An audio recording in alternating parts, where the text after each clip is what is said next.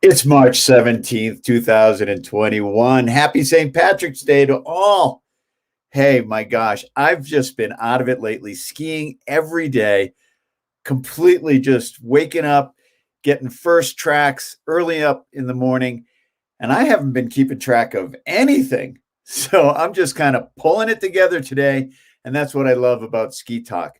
We're all sitting around in the base lodge, just having a conversation, and Ski Talk's so fun that way. And of course, across the country, spring has sprung. There's spring skiing in the east. Here in Montana at Big Sky, we've been having bright sunny days and nice soft corn snow off of Lone Peak. And the big snowstorm rolled into Denver this week, shutting down the city. I saw pictures and images of people skiing down the streets of Denver. So there's plenty of snow out there, and there's no excuse not to hit all the spring flings and the amazing events around the country coming up here in the next couple of weeks. You can get out there and enjoy pond skimming and so much more.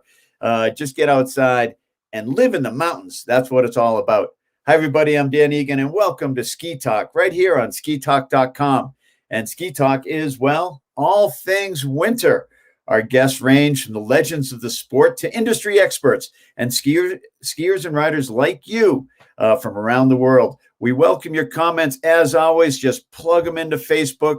We'll put them up on the screen. You can ask us questions or just make comments as you like, and we'll interact with you. And of course, first up is Phil Puglisi from Ski Talk, Mr. Ski Talk himself.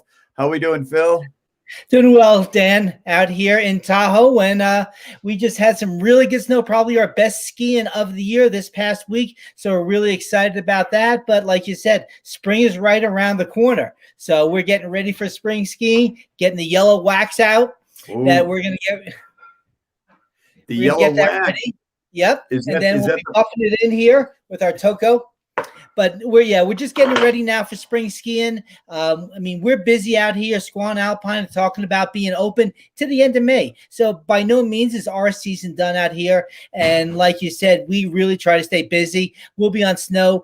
We got skis coming from manufacturers, including our guest Vocal, that we're going to be getting on these skis through the rest of this year, continuing our reviews for next season. Well, that's amazing, and good news that the ski area is going to stay open here through the spring, of course, in the sunshine of Squaw Valley and Alpine.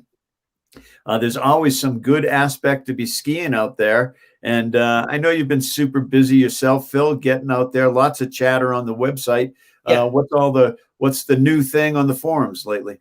Again, at this point right now, our infirmary, where people are just getting rid of their season injuries through the year, and that's been busy. So we're trying to keep that to a minimum. But a lot of talk again as far as getting ready for spring. A lot of talk about talking about the new equipment for next year.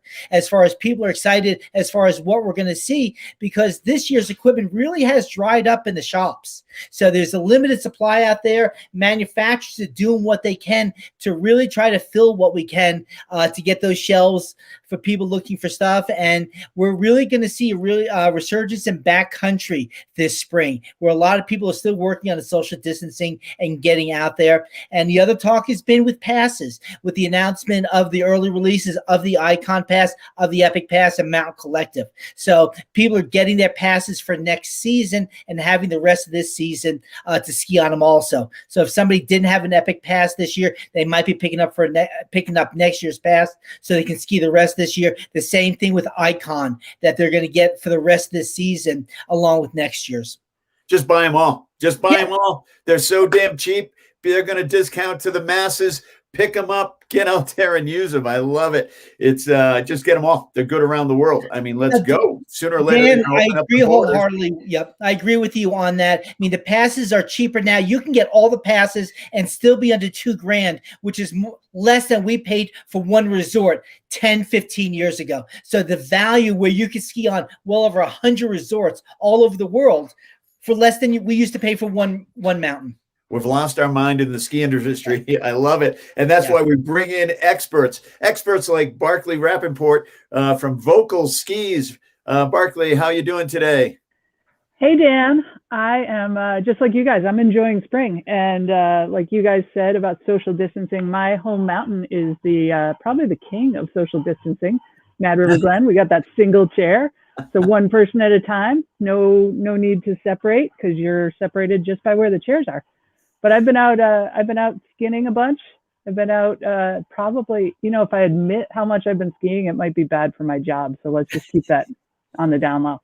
But the best thing that ever happened to your job, right? Exactly. It's God, it's been fun this year. The skiing's been fantastic out here in the East. And, ski racing is happening. It's happening. I see it all across the country. You got a race happening tomorrow with a couple of your own ski racers going to the top order. Yeah, we've got a U14 Northern Vermont Council Super G first thing tomorrow. Sugarbush. Hope if the weather holds, we're on knockwood that it doesn't rain for us. So I think that'll go off well. It's been great to see how all the clubs have come together to pull these races off and give the kids something. And I have to admit, it's kind of nice too that there's no spectators. It's the kids can really just focus on racing. They don't have any distractions. And it's been a great winter for racing, even though it got a little late start for the younger kids. That is good to see a lot of focus on just the purity of racing and get the parents out of the way. I love that. I love that. We're also joined tonight by my good friend and co-author of our new book, 30 Years in a White Haze. We're joined by Eric Wilbur, the editor of New England Ski Journal and Boston.com contributor. Eric, welcome to Ski Talk. Thanks, Dan. Hi, Phil. Hi, Barclay. Thank you very much for having me. It's great to see you. And of course, Eric, we know you're out there and about. You finally got the family out on the hill? Yeah, we've gone quite a few times. It's good. They've got speaking of passes, the Indy Pass. And that is, amazing for them. I mean, $99 for a kid. How can you go wrong on that? Use it twice and you're pretty much already in the money. So yeah, we've gone out quite a few times already. I ditched the kids last week and went myself up to New Hampshire because it was one of those perfect spring days. And, you have to grab that when you can. So this weekend, I think we're going to be up in your neck of the woods or one of your neck of the woods, Dan, up at Waterville, enjoying that little resort. But yeah, they're all getting good. It's fun to watch them, especially my 8-year-old. She loves it and she's so good. And she's not quite there as good as the boys are yet, but she's going to be soon. I think the boys can smell it and they don't like it. That's super good news. Of course, Waterville's been skiing great all year, and you can get up there on the Sunnyside lift and really enjoy the good weather. Barclay, I want to get your input here on these passes, because they really are, it's a love-hate relationship, I think, for myself anyways. When I see a ski industry discounting to the masses and the core users, of course, it's working. People are getting out there skiing. But the equipment side isn't doing that. And I wonder if there's any conversation about just the disparity of that and if that's your opinion, if that's good or bad. Well, from the pass standpoint, I certainly, we all run an Epic and an Icon Pass, plus I have my individual passes at our local hills. And on that side, I think anything that gets people out skiing is fantastic. And then from the equipment side, if you look, like the skis behind me are next year's skis, but they're in the stores now because, as Phil said, equipment's drying up pretty fast. So we're sort of capitalizing on the early thoughts. People are thinking about next season right now so they can get themselves set up right now. Talking to some of the parents of the kids that I coach and the free ride parents, they're all, itching to get their kids on gear and finding that there's not a whole lot left over. So they're going for next year's gear already. So that the combination of that is sort of working. There's more people skiing. They're getting out, they're getting excited, and they're excited about new equipment. And the idea that all of the equipment got scooped up this year and that inventory is tight is super interesting to me. Are you hearing that across the board, Phil? Yeah, we are, Dan. There's a lot of that as far as when people went into this year really some went in very conservative this year, and one of those was a major player in the industry, which was Vail Resorts, that canceled all of their Western orders of hard goods early in the season. They were being very conservative in what they saw the season was going to be, and then once they saw that we were going to have a season, they went in and just tried to get back what they can. But unfortunately, some of the more aggressive, smaller places picked up some of that that merchandise that they had originally earmarked. And it put them also in a precarious situation that they were a little bit short on equipment. And what we're able to do specifically here in the U.S., because Europe being a little bit on the conservative side there, we received a lot of that equipment, and people are really trying to get whatever they could as far as equipment. Now we're seeing a trend here in the industry also, and Barclay can attest this. We're going to get into a little more of 2-year product cycles on products. So some of the product that was carrying over from the previous year might be the same for this year, or we might see some of the product that was introduced just this year carrying over for next year. So what that means is some of the shops that have a ski on the wall that's going to stay the same for next year might not be discounted as much. So there might be a little bit of a premium there for the shop that they're not going to discount the ski. They'll hold the profit on it instead of discounting that ski 40% or so, where they've got just buy the ski again next year. We might see a little bit smaller discount on it. And that's sometimes a lot of the more popular products. So, Eric, with the New England Ski Journal, I know you guys got your hand on the pulse of many of the shops there in New England and the Boston area. What are you hearing from your partners? Well, for me, it's luckily I get to be selfish with my equipment because we lease for the kids, and that's just a super deal. If you pay less than $200 for each kid, they grow out of stuff so quickly that buying it really isn't an option. So for me, I get to be selfish and spend all my money myself. But yeah, I am hearing some similar things, that, look, what I know is that right this year, backcountry gear is way up. Cross-country gear is way up. And I think that speaks a lot to the fact that we're in a pandemic and that people want to social distance and get away from the crowds. But it's also really encouraging for those fields. I mean, obviously, cross-country is a niche sport. And to see their numbers skyrocketing, it makes me want to get into it and, at least try it out to see what all the fuss is about. So it's really encouraging, the fact that it's cash is flowing in on those two ventures. Now, I'm not sure what the actual ski numbers are for Alpine, but very encouraging when you look at those. Yeah, I think it's been super exciting. I know my nephew's living with me here in Montana, and he's a new skier, been a hockey player his whole life. And this year he's tapped into skinning, and he's just going uphill like crazy. And I don't know if this old bones can keep up with him at this point. Barclay, I know you got some skis there in the background. You got some new skis. I'm going to kind of turn it over to you and Phil here to hear all about them. Sure. Phil, you want to lead off? Yeah, let's start off with the Women's Secret. I mean, this is an all-new ski for you for this year, which we're really excited on our end. I mean, this has a lot of the original Aura's DNA in it and sharing a lot of the chassis design with that of the Mantra as the Aura did in years past. Yet you incorporated the Secret name, which you start off as a 92 in its past incarnation. But let you get into the new technology on this that really makes it different than previous generations of the ski. Yeah, for sure. Like you said, we started out with the Secret as the Secret 92, which until this one came out was my absolute favorite ski. And I've been with Vocal for about 26 years, so I've probably said my favorite ski about 52 times. But this Secret 96 just incorporates some of our top technology. They took, it's really fun at Vocal. They let the engineers go a little bit wild and say, all right, if you had no budget, what would you do? So in this ski, and it's a little hard to see in this light, but it uses our tailored carbon tip and then a tailored Titanol frame. So if I show this a little closer, you can see this is the Titanol frame here. And the tailored version means that every size this ski comes in, from 156 to 177, has a different amount of metal in it. And this metal puts the pressure right over the edge where the skier needs it to give the ski, exact performance and rebound, but tailored to the skier that would be on it. So someone my size, 5'10", I'm not going to say my weight, but I'm a pretty strong skier. I can ski that 177 and just have a blast, or the 170. Whereas, someone, say my sister-in-law's size, who's quite a bit smaller than me, she can get out on that 163 and just rip around. She's probably 40 pounds less than me, and it's a perfect flex for her. So no matter what size you're skiing on and what size skier you are, you're going to find that the flex is tailored towards you.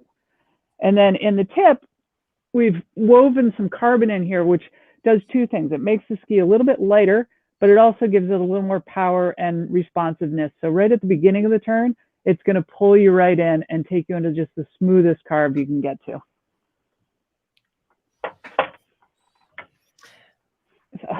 Sorry. Then now next to it, you do have the new men's version, which is the M6 mantra, and M6 referring to the sixth generation in that. And it's funny the way you started talking about this being your favorite version of that ski. When I did my review on the new M6 for the season, I started off by saying this is the best incarnation of this ski yet, and that's what really surprised me with it. I've had a bit of a love-hate relationship with the mantra over the course of the years, from it being the original mantra when it came out in 94, then it went to 96, 98 underfoot, then 100, then went to zero camber. But this new incarnation really made a difference with this ski, and a lot of it had to do with one of the technologies that you haven't mentioned is that 3D side cut, which is really good in this ski, but that tailored Titanal frame that no matter what the size of the skier is, they're going to get that same experience on it. And in talking to Jeff Curtis about this ski, when he's sending us our test fleet, one of the things he's saying is he wants to send us each of the Women's Secret and the M6 in two different sizes so we can really experience this tailored frame, the tailored Titanal frame, because now you're not locked into one size anymore. And a lot of it depends on how you want that ski to react. Exactly. And, it's kind of a combo. I always say that when I'm home here in the East and I'm skiing in the trees, that's when I'm going to take a 170 out. But when I'm out at Big Sky where Dan is, that's when I want a 177 that I can just open it up, full throttle a little bit more and let it run. But what you mentioned too, the 3DS, so that's a cool technology that you can't see, but you can feel it. So you get out on the snow, and when we try to explain it to people, essentially the ski has 3 different radii in it. So the tip is got a longer radius, the tail's got a longer radius, and then it's super tight under the foot, which essentially means when you lay the ski up on edge and ask it to carve, you can carve a turn at any speed and any radius. It's a really cool feeling. It's sort of like my pickup truck has sport mode, and the kids are always like, put it in sport mode, and it responds that much faster. So it's literally taking a 4-wheel drive vehicle and just giving it that finesse that you need in any condition. I love it. We're getting into sport mode here and 4-wheeling up through Vermont. That's what it's all about. And with mud season coming, that's going to be fun. It is mud season. Fun stuff on the way up to Mad River Glen. And so cool. And of course, Eric and I are so excited about the launch recently of our new book, 30 Years in a White Haze. It's a John and Dan Egan story from Boston to skiing the most remote regions around the world. And of course, could not have accomplished it without Eric Wilbur, co-author. And Eric, I was wondering, we haven't really had a chance, you and I, talk about this, but would love to have your sort of input on what you think the book's about. And just your perspective on, seeing it out there now in print on Amazon and sold around the world. I think the book's about Dan Egan, obviously, but I think that, the book is, it's the tale of a boy who grew up in a very strong family with a very strong background, and who wanted to pursue this career no matter what. And that's just not just one career. Whatever Dan Egan gets into, he pursues it no matter what. And I can really relate to that a lot of ways. I don't always get it done, but I'm very passionate about getting things done. And if you tell me no, well, then watch out. I'm going to go do it anyway. And I saw a lot of that in you. And I really enjoyed pulling that out of you and getting this story of a man who has seen so much success in the ski scene, yet has dealt with so many demons and dealt with so many travails. that, I never knew about and nobody else really knew about. And to get that story out there was really a pleasure to tell. It was an honor to kind of get this out there. I was back in Vermont a couple of weeks back now, and was able to hand deliver one to Big Brother John. And Nice. I think when we were inducted into the U.S. Ski and Snowboard Hall of Fame, it was so fun for me because it was great to interact with John again as the Egan brothers. We did it together for so long, and we rarely ever get to ski together now. And of course, last year we did get to ski together here in Big Sky for Warren Miller's Future Retro film, and it was awesome. And one of the things that we put in the book is the world map of all the different places that we went around the world, where I skied and sailed, skied with John, sailed around the world and filmed. And I just, sometimes when I look at that map, I'm just kind of overwhelmed by all the dots on it. And now I'm having people who are reading the book going, hey, I know you skied at this resort and it's not on the map. And we just we couldn't put it all on there. So we had to let it go. But I was on Jackson Hole Radio this morning and they were offended that they weren't in the book. Of course, they are represented with Corbett's Couloir. And of course, just on the backside, the cornice break at Targhee. What are some of your favorite parts of the book, Eric? Oh God. I mean, my favorite part about writing the book, first of all, was just sitting down with you and knowing that however long it was going to be, an hour or 2 or 3. How many waiters came over us and said, are you guys finished? That was my favorite part about writing the book, is hearing all these stories. I love the Elbrus part, as much as a painful journey as that was. I enjoyed hearing that story and being able to envision it all. I love when you are GM up at Tenny, because I think it's almost like a comedic set of circumstances.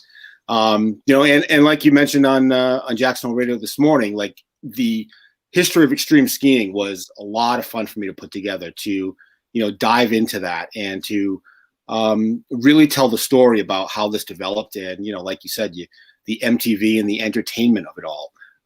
Was really a lot of fun to watch. I love talking to all the peripheral characters, John, Scott Schmidt, all those characters that come up in the book that were so eager to talk and tell the story.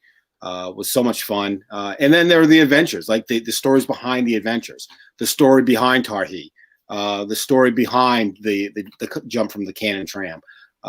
Those little tidbits, I think, that are so familiar in people's minds, and to tell the backstories of them was really a lot of fun and a pleasure. Barclay, our first sponsor was Vocal, and the Rent Tigers and those amazing skis. I love them so much. I'm just curious, how much of the institutional knowledge is being translated from those early days, the 80s and the 90s into today, into the skis? Oh gosh, all of it. It's if you walk into the Vocal factory right now, there's sort of the wall of fame of all the skis, all the top models. But if you look at the Rentiger, I know exactly what you're talking about. I remember taking my PSI exam on like a 203 Rentiger slalom. And so if you look at Rentiger translates to Race Tiger, and we still make the Race Tiger, and our whole race program is still based around Race Tiger. And then if you look, when we started with wider skis, the explosive, I had a guy today emailed, and he was like, I need to know how wide my explosive is so I can put a new binding on it, because the bindings that are on it, they won't test anymore. I was like, because the ski is like 15, 16, 20 years old. But it's great because it still holds up, but we still use that same craftsmanship. Those guys in Germany just love to make skis, and they put so much effort into it. And, you go into the factory, it's amazing to see how much is being done by hand. And I've been there a couple times, and in, years apart, and it's the same people. So there's a lot of heritage that is definitely passed along to everybody there. And, it's so true. When you ski on those skis, you can feel it, right? And exactly. I know that every time I've stepped into Vocals, I've felt it. And there's no replacement for that institutional knowledge. There really is no replacement. And of course, Barclay, you're living right there in Warren, Waitsfield, Mad River Glen. Probably more of the stories than we couldn't share in the book, I imagine. A couple of the stories, I do want to find out about that Cannon Tram story. I have been kicked off a panel with your brother. The two of us were misbehaving. Apparently, we were never invited back to that particular panel. And Lord knows I've chased enough of the guys from the mothership through the woods. So yeah, there's quite a few stories in this valley, and some of them are probably best unsaid. We're letting them echo off of Camel's Hump and staying right in around there. Exactly. It's sort of like at Mad River, you don't tell anyone where the woods trails are. That's right. If they deserve to know, they'll find them. And, this time of year out there in Squaw Valley, Phil, and Alpine, you see the ski bums, right? Because, the locals are coming out. You must see different equipment and different outfits all the time to really see the local crowd. Well, I'll tell you, Squaw is such a unique place, and again, not too dissimilar to having that history that a Mad River Glen has. I got a chance this weekend going out with one of my friends and readers, and actually one of our part-time testers on the site, and he brought me out to places at Squaw I had never been. I've been out here for 10 years, and there's so many little spots in Squaw that just hold up, that are hidden, that are just fantastic places to ski. And like Barclay says, you don't normally get to ski these places unless either somebody trusts you to take you there, or you've earned your way in. I mean, Rob Gaffney has his book on Squallywood, which has some of the shoots and such. And I mean, a lot of these shoots change during the course of the season, and some stuff that might be treacherous to come into at certain points in the year might just roll in and out of. But I mean, this mountain here, Squaw and Alpine, the history at these places and the iconic movies that were filmed at these areas is just, it makes it truly one of those iconic ski resorts in the U.S. And if you look at the screen right behind me is a view from the top of KT, and just a view that Dave Peterson, our graphic designer, just did a fantastic view of this and did some nice editing to clean it up. But just a view of Squaw Valley, it's just tremendous. And of course, Eric, we tell those early ski bum stories of Squaw Valley, and in particular the finger shoots. Before, of course, now they're skied all the time, but that one story in the book about the finger shoot, I think, really stands out. Yeah, all the Squaw stuff really stands out, right? Because that was Squallywood, and I think that's where it was happening, and that's where you had to go to get noticed. The Egan brothers, 2 for 1, and that really, I think, started your journey. That you were the varsity kid at Babson and playing soccer, but it wasn't driving you enough. So you followed John cross country for that life. And, that really starts to shine in you taking dishwashing jobs and staying at the Ghetto on the Meadow. All those little tidbits that you were able to remember were, I look back and I think about, like, if I were to ever write a biography, would I be able to remember like little things like that? And I think I remember most of them, but you did it with such detail and such great description. Like I've said, I still envision you coiling the rope on Mount Elbrus. And that was, it was like, as you were telling me the story, I was trying in my mind to put it into like a film of sorts, right? So I was watching it and watching you do this. And I hope that, to the best of my ability, I was able to write what I saw in my mind, hearing what you experienced. Hope that came over as best it could. Oh, I think there's a lot of emotion in the book, and if you're a ski bum out there, there's a chapter for you called Ski Bumology 101. So if Barclay, you can get your kids reading Ski Bumology 101 to learn all the secrets. I know exactly, and it is amazing. I remember anything at all, actually, because based on what they told me, I shouldn't remember anything. Of course, we're gonna go back, bring it back to vocal Marco Del Bello with their 3-brand video.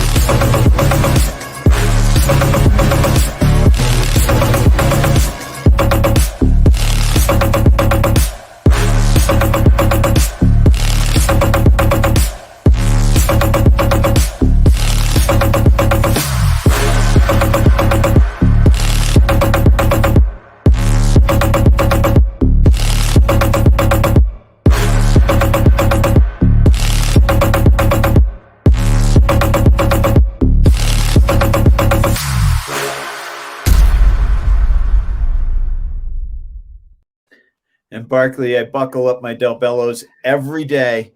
I keep a pair in Europe, I keep a pair in Montana, and I keep a pair back home. Just talk about the integration of all three brands. Yeah, it's pretty cool. Obviously Marker is just the pinnacle of binding production. If you ask any dedicated skier, if you look around in any lift line, you look down, you're going to see a ton of Marker bindings. They're, the heritage, the quality, the safety, they're uncomparable. So that's a natural match. And then Del Bello joined our family, I think about 8 years ago now. And I think we were all surprised a little bit. I remember going back to when I first got in the ski industry, when I was selling skis and boots out in Syracuse, New York, 30 years ago plus. And there was, if someone came in that was a good skier, you got a race boot. That was it. That was the only boot you could get in. And now you look at the Del Bello line, and if you got a good skier, you've got someone like your nephew Johnny, who's in the Krypton, which is a three-piece boot, which is fantastic for those big mountain skiers. You've got the DRS race boot, which is perfect for the race skier, and like 4 different flexes in the regular last and 5 in the World Cup last, I think. So right there, that's already 10 boots. Plus you have a women's model of the Krypton in the new Chakra Elevate, which is a boot that I ski in. It's comfortable, it performs well, it's really wraps right in with the Vocal and Marker brands for that high quality, high performance skier with so many options. It's great. And then I didn't even mention touring boots, which has, as you guys referenced before, touring has been going off this year. Everybody wants to go out, everybody wants to climb up, get their exercise. Nobody wants to sit in it. Nobody's sitting in a gym. There are no gyms to sit in. So everybody's out climbing the hills and getting their exercise that way. So it's pretty cool. Absolutely. I love it. And I love the wide range of that. And then, of course, the binding. Look at that. The Explodomat. Not only the Marker TR, which was their touring binding based on the Rotomat that actually had a heel that you can walk in. So, and this, I guess, goes back to, I'd have to say, early to mid 70s that this was. So obviously no brakes on this, and used a safety strap back then. But yeah, it reacted like a Rotomat as far as as far as design on it. But again, it does have a walk feature and a hike feature. So this predates anything that Marker had with their current AT collection. It doesn't look like that anymore. Yeah, always with a little bit of history, Phil. I love it. We're coming to that part of the show where it's an open round table. We ask our guests to just ask any question they want to any of the panel. We'll kick it off tonight with you, Eric. All right. Barclay, as a Vermonter, I have a question. What has it been like with tourists this year? I know, obviously, Vermont has the strictest laws in the nation when it comes to COVID-19. Have you seen a lot of plate hate, number one? And number two, do you feel the industry has, suffered at all because of lack of tourists? That's an awesome question. I'm laughing because my friend Chris made up these hats Ski season 2021, locals and liars. Yes, I love it. I saw it. I love that. I have one. Locals and liars. They are, but to be honest, what we saw here was a lot of second homeowners just moved up here. Schools in Boston, schools in New York were closed or, remote. So everyone just came up. Kids that I coach that are from out of state have been here all year. And a lot of them are choosing to stay now. So I think there was definitely less traffic. I know, there was less traffic on the traditional heavy days, but if you went up to Mad River last Tuesday, parking lot was full. Midweek days have been a lot more crowded. And, I can say for sure there's been some plate hate, but honestly, I think the plate hate happens no matter what season it is. Sure. Everybody's like that in every state in New England. I moved here from Maine, and I remember I was looking at apartments, and the real estate agent that was showing me around said something about white plates, and I was like, well, Maine has white plates. I was like, what? Come on. And my view is if you're here to ski, you're probably going to be pretty safe outside. And thanks for coming. Yeah. Really. Well, I got my second shot at the beginning of April, and then I am, 2 weeks later, free and clear. There you go. Awesome. I love that. Yep. Barclay, you got any questions? Well, can I ask you a question, Dan? Of course. So I've never seen soft snow at Cannon. How the heck did you land that coming out of the Cannon tram? Because as far as I know, that's solid ice under there. Oh, you got to. That's a great question, and I'm sure a lot of your staff, ski Cannon, and so they might have something to say about that. But so what happened was we were shocked that the state of New Hampshire would allow us to jump out of the tram. So they blew a pile of snow for us at Tower 2. They just turned the gun on for 3 days, blew a big pile. Of course, we chopped that pile up. And the agreement with the state was we had to start with the doors closed so you could read Cannon. And then when they opened them, we had to jump out and time it so that the editor couldn't cut out the door. And we did it twice. Allison Gannett jumped as well. She came out with us. And at next time you're riding up Cannon on one of those warm days, look down the tram because there's a ridge on the door, a metal ridge. And of course, we didn't think about covering that with snow, of course, which in hindsight, I don't know. So you had to get your feet up and out without hitting that ridge, which was challenging. And we did not ski away, to answer the question. Well, I'm glad you can, you live to tell the tale. That's what's important. That's great. That's great. Phil, what do you got tonight? Ask you again a question there, Dan. This season was our introductory year in doing Ski Talk. We were really excited about it. We on again for next year? We're on again for next year. Of course, this has been so much fun for me. I love the idea of the ski lodge talk, because that's for me what's really been missing this year. I love the idea of how the parking lots have come alive again. There's barbecues and chairs, and I have my mat, and that's really fun to see the parking lot come to life. But one of the things I'm really missing this year is just the conversation, and the expression of people, with the mask, not being able to see expressions is really, for me, it's a loss. There's so much expression in skiing. I had never even worn a necky skiing until this year. And then now all of a sudden my face is cold without it. I don't know what happened, but I've loved this every other Wednesday night ski talk. We've had such a great panel every week, a lot of interesting topics, and the conversation, I love how it flows and goes. And to me, it just seems like I'm riding a chairlift with a bunch of friends or sitting in the base lodge booting up. Never mind. Weren't you wearing a helmet last week at the Big C? Oh my gosh, that's just a whole nother topic. I always say, look, if you look at any of these photos in the book, we needed helmets in the 80s. My goodness. So why didn't somebody send us a helmet then? I've lost my jumping gene, so I'm not airing it out. But it's so fun, and I have to wear a helmet when I work, and over time it's gotten, like everybody said, comfortable. I'm not used to it though. I still take it off and fidget it.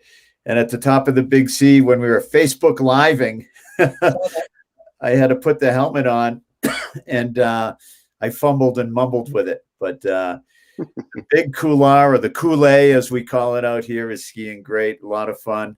It is a little slick these days. You don't want to fall on the top. You might go to the bottom. So yeah. And how about you, Phil? We in for another season of Ski Talk?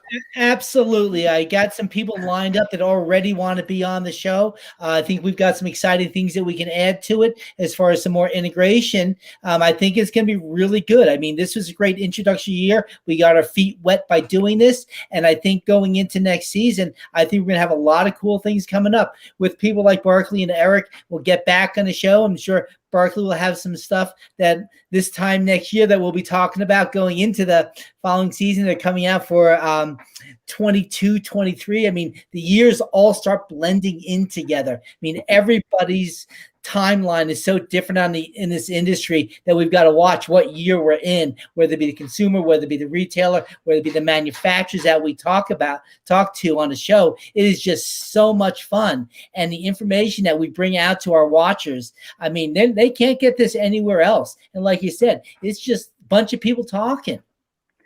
It's, of course, fun, Barclay. If you go back and you look at past episodes, every manufacturer we hit them up for sponsorship, and here's your opportunity to just own the show right now. Phil, you know who you got to talk to, and it's my boss. But if we do this next year, I'm going to go out to Squaw and do it from there with Phil. Absolutely. We'll work around your schedule then, Barclay. Eric, tell us about the New England Ski Journal and how people can find out more about what you're doing, and how they can follow along at New England Ski Journal. Sure. You can go to skijournal.com. That is our website. We just came up with our spring issue, debuted today online. New England Ski Journal covers skiing and throughout New England. As online, as the online editor, I have a little bit more freedom with what I do versus the magazine. The magazine is, kind of pigeonholed into categories. Online, we don't really have categories. We can just, throw it out there. And so that for me has been, when the publisher of Ski Journal came to me about a year and a half ago and asked me to be the online editor, I kind of rolled my eyes. Like, are you kidding me? Like, I've got enough going on here. But I'm really glad I took the job because, one, it keeps me in touch on a day-to-day basis with the ski industry reps. That is something that, if I write for the magazine, which only comes out, 4 winter issues a year, you lose track of who's in what job and whatnot. And this gives me, a weekly connection with them. And it also, something when I write for the Boston Globe, it's like maybe once or twice a year in skiing.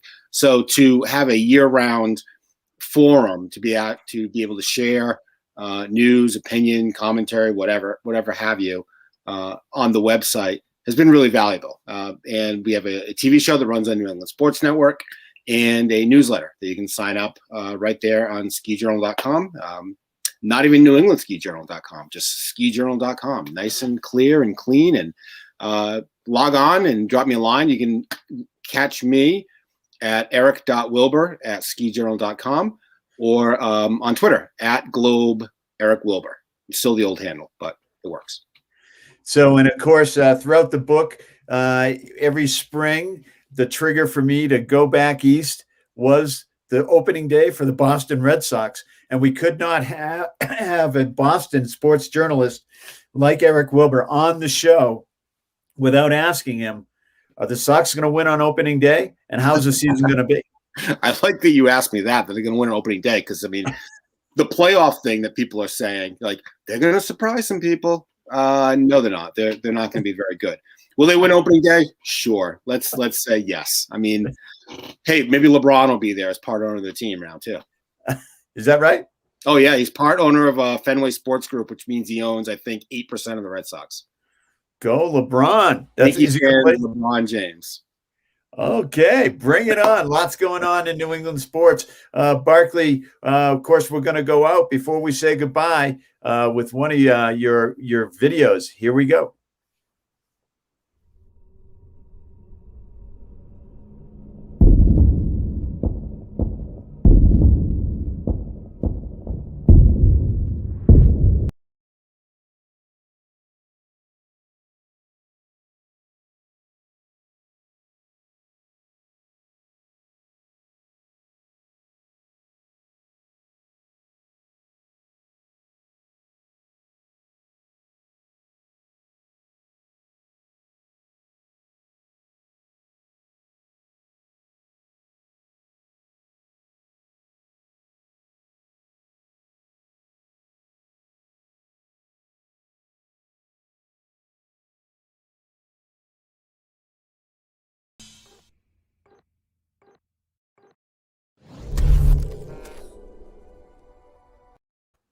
And if that doesn't want to make you just get out there and rip it up this spring, nothing will. Of course, Eric, thanks for joining us. Barclay, thanks so much. Good luck in the race tomorrow with everything going on. Phil, great to see you. We'll be in touch soon. Make sure you check us out here at Ski Talk. We'll be back next season, and we look forward. And thanks for all the support this year. Great to see everybody. Thanks, everybody. Thanks. Thanks, guys. It was awesome. Thank you.